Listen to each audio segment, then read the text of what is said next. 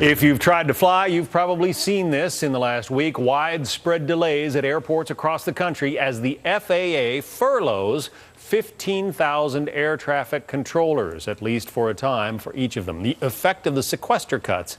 It's not only a major inconvenience for the flying public, some lawmakers call it a serious safety risk. Our next guest says it's like removing traffic lights from our streets.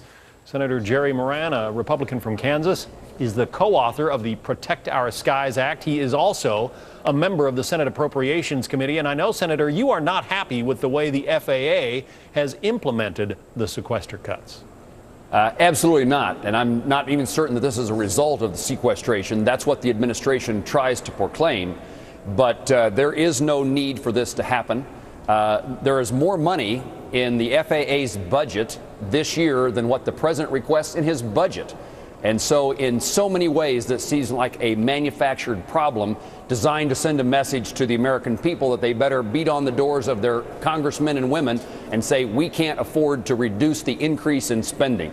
So the FAA doesn't need to be doing this. If they are truthful in their statements that they don't have the authority to avoid this, so many times Congress has offered to provide that authority, and they've declined to accept the discretion that we want to give them. We ought to be prioritizing. There's no business out there that would inconvenience their customers.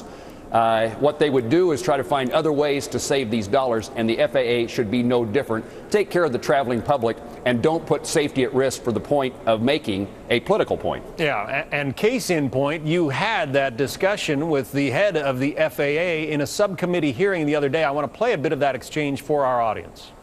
Okay. Can't we prioritize? You prioritized. You decided that this is more important for safety than this. Why isn't spending money on control towers more important than unobligated balances? Because the unobligated balances are in a different funding source, which I am not permitted to transfer money from. Because I was giving you the authority to do that.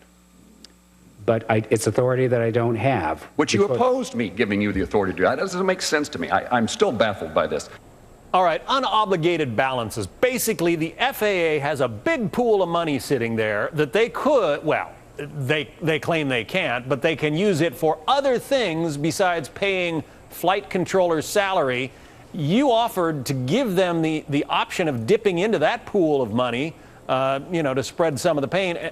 They didn't want to do that? That's absolutely the truth. And there's two issues here. It started out as control towers being closed at 147 locations across the country, followed by furloughing of air traffic controllers. So closing control towers someplace, and in some of our busiest airports, requiring that the controllers take a day off from work, which is what we've seen the consequences of over this last week.